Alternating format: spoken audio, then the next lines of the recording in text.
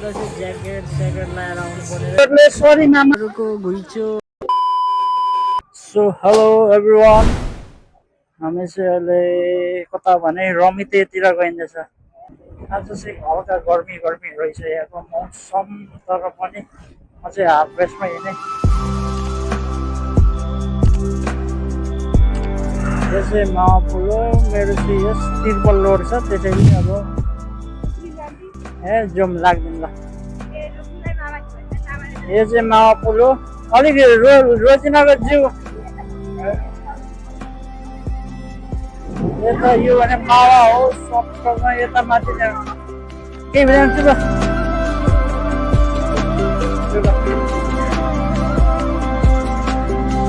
अहिले triple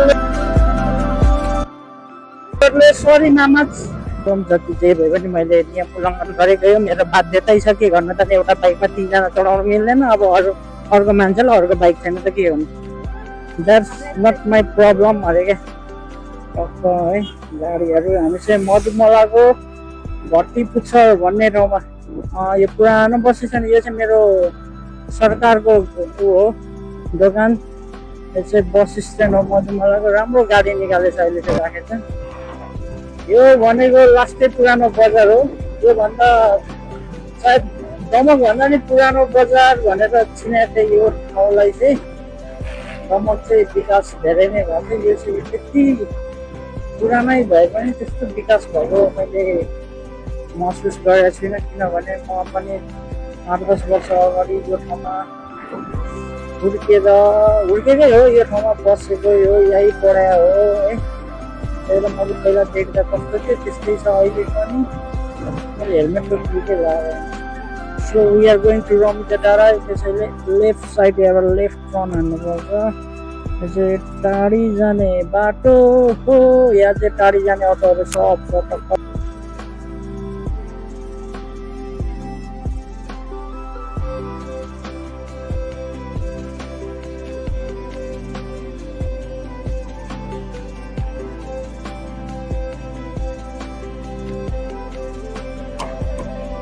This is बग्रा पुल, मन्सरी पुल हो यो। यहाँबाट उता बाजो खेत हो। त्यो भ्यू सब देखिँदैछ नि। यो सब कत्ले जङ्गल हो। त्यो भनेको के पो साखारे हो। त्यो बाटो हामी धेरै हिँडेको छ पार जाँदा। पहिला भने गाडीको बाटो थिएन, अहिले भर्खर मात्र हो गाडी चलायो भनेको।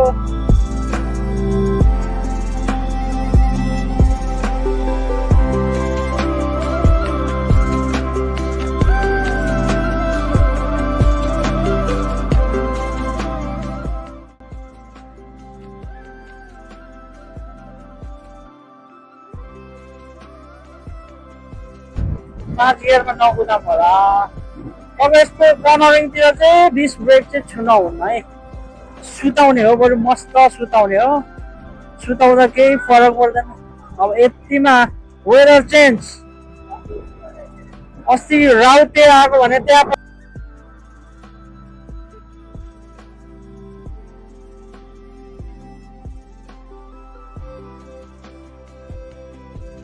दमक ओलाबारीबाट यो रमिते डाँडा चाहिँ टुर पनि जस्तो भयो, सर्ट टुर क्या। एकछिनमा पुगेर आइने है, रिटर्न हुन सकिने सर्ट टुर। एकदम दामी ठाउँ हो क्या। कोही हुनुहुन्छ भने you may come to this place. एकदम अर्ग्यानिक ठाउँ हो क्या यो। आइतबार यो रमिते माथि आइतबारे होला, आइतबारेबाट शनिबारे राम्रो ठाउँ छ। यो पहाड हो, हाम्रो जस्तै पहाड हो, तर अब यो चाहिँ मधेसको नजिक हुनाले गर्दा यो छिटो विकास हुन पायो क्या। अब मधेसको मान्छेहरूलाई रिफ्रेसमेन्टको लागि इन्जोयमेन्टमै खर्च गर्छ। अब सब धनी गाउँका छोराछोरीहरू हुन्छ।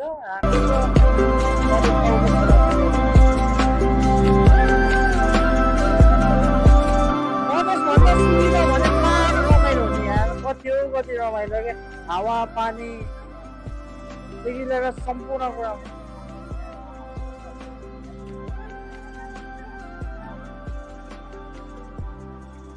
ऐ बजे हामी चाहिँ यो ठाउँमा कच्ची भन्ने ठाउँ पनि रहेछ है त।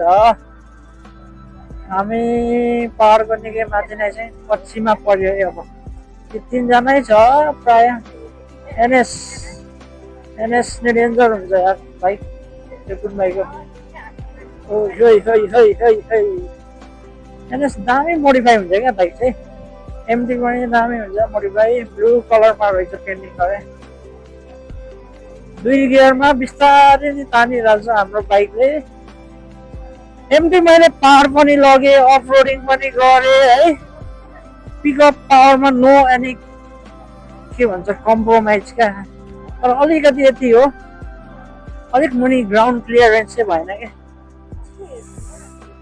हामी चाहिँ रमिते आइसक्यो, हामी 3-4 जना छौँ एउटै बाइकमा। मुलाहरूले एउटा केटाले चाहिँ फेरि टक्क पुलिस छ है, पुलिस माथि भनेर साप्पै खाइयो। ओके ल नि त होला नि त भनेर सोचेर हामी चाहिँ ट्राफिक हेर्दै आएको। छैन, यो के हो? यो बस्ती हो, यो खुल्लामा हाम्रो गाउँ देखिन्थ्यो क्या। राम्रो रहेछ, माथि हेर्नु हुसु कस्तो दामी खुलिँदा यस्तो दामी देखिन्छ नि।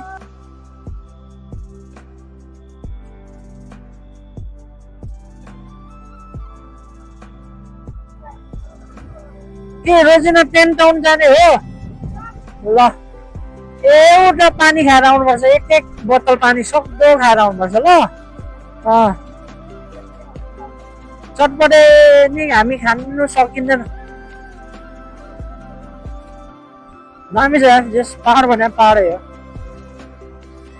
अहिले सब हाम्रो बाटोहरू ब्लक भएर यही बाटो हामी हिँड्छौँ क्या पहाड जाँदा। दामी छ ठाउँ। Yeah, this one is where we used to. म पनि अस्ति यहीबाट गएँ सुना न्युसनहरूसँग। तिमीलाई लग्यो भने त यो बाटोको सुन्दरता हराउँछ अरे क्या। अनि कस्तो दामी देख्यो हेर न यो त्यहाँबाट।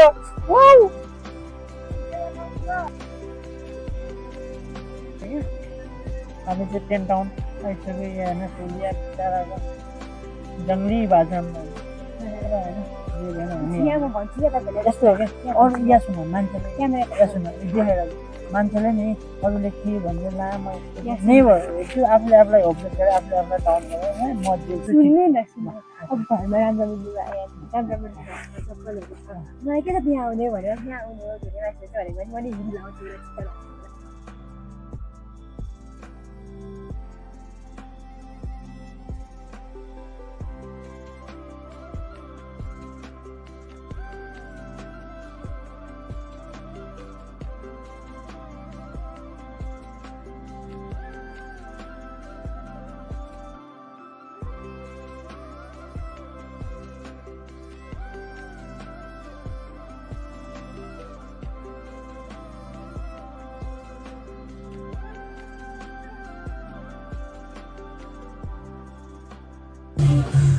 अहिले चाहिँ रोजिनाको रिक्वेस्टमा हामी चाहिँ 10 टाउन आइपुगेका छौँ।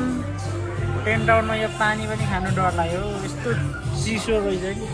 आउँदा चाहिँ ज्याकेट लगाएर आउनु पर्ने रहेछ होइन, त्यो हिउँ झर्दाखेरि आउने ज्याकेटहरू। यता हाम्रो विश्व सुन्दरी यता भाइले टोकल लैसकेछ है त, चटपटे खानु आएको छ 10 टाउन। यस्तो मौसम चिसो छ त्यही पनि हामी कोक खाने फ्रिजमा राखेको। यस्तो भयो यासु भयो अरे नायो खाने कोक खाने कोक भनेपछि त साथी त खाइसक्यो है। तर मलाई चाहिँ ठिक लागेन। किन खाँदैछौ?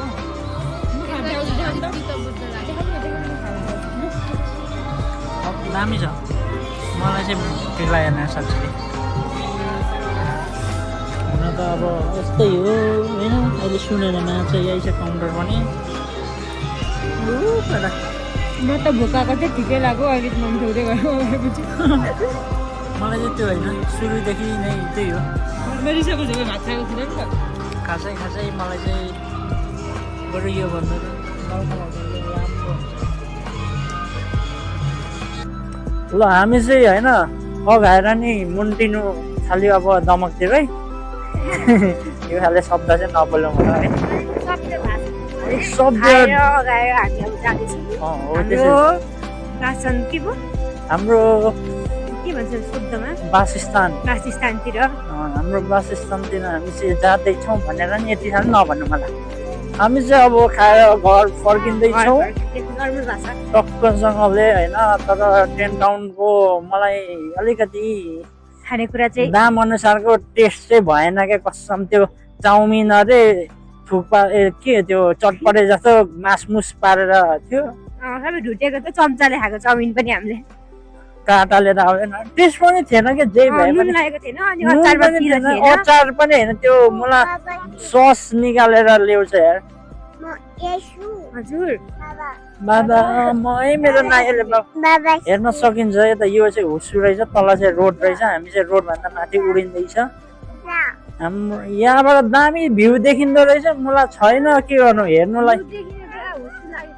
भाग्यले ठगेको लात हानेको मान्छे चाहिँ मै रहेछु भन्ने भयो त्यति साह्रो पनि नभनौँ हेरिहालौँ न त लोकल उत्पादनहरू तामा सामा केरा तामा रुख हो है तामा भनेको बाँस हो आम्मामा जाडोमा ब्याम्बू केटीहरूलाई चाहिँ यासु हजुर यो केटीहरूलाई चाहिँ जाडो हुँदैन के हो अनि यत्रो यत्रो स्विमिङ कस्ट्युमहरू लगाएर आउँछ त that is fashion not fashion beauty is pain beauty के भन्छ राम्रो देखिनलाई मान्छेले जस्तो पनि छ हुन्छ जे पनि छ हुन्छ मान्छे राम्रो मनबाट हुनुपर्छ थोप्सले गर्दैन क्या छोरी मान्छेको त्यस्तो हुँदैन नि त के हो अरे हाम्रो रमितेको भाइरल ठाउँ क्या यो अघि हामी गएको टेन्ट हाउस होइन यही हो मान्छेहरू पुरा फोटो सोटो खिच्ने भनेको जस ठिक छ ल हामी चाहिँ नझर्ने हामी चाहिँ नखिच्ने कुनै दिन आउनुपर्छ धेरै नै राम्रो लुगा लगाएर आज मैले लाग्छ कसैले चाहिँ लुगै लाएको छैन लुगा त लाएको छ राम्रो लाएको छैन अनि यसो ढोकातिर बोलाउनु भएको मलाई धोका होइन माथि हो के जाने हो धोका होइन यसो टक्क यस्तो कर्नरिङ मजा हुन्छ क्या तर नानीहरू छ हामी ओभरलोड छौँ त्यही भएर म हान्दिनँ ओभरलोडमा हामी जाँदैनौँ हान्दैनौँ bullet safe drive safe life safe slow drive safe life कर्नरिङमा ओभरटेक चाहिँ गर्न नआउने मैले हानिदिइहालेँ यस्तो हो नि त स्लो छ नि त गाडीहरू म पनि लाटा होइन मलाई पनि थाहा छ किनभने हामी भनेको बाइक कुदाएको लगभग 10-12 वर्ष भइसक्यो लाइसेन्स भएको मान्छे पनि फेरि लाइसेन्स हुनु ठुलो कुरा होइन मसँग 4 व्हिलरको लाइसेन्स चाहिँ कुदाउनु मजाले आउने होइन एक्सपिरियन्स हो most important thing is experience क्या हजुर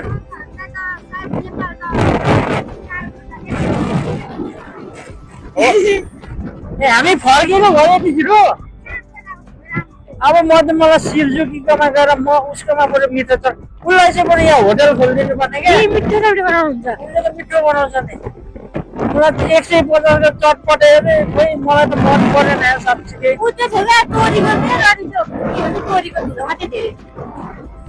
किन हर्न बजाउनु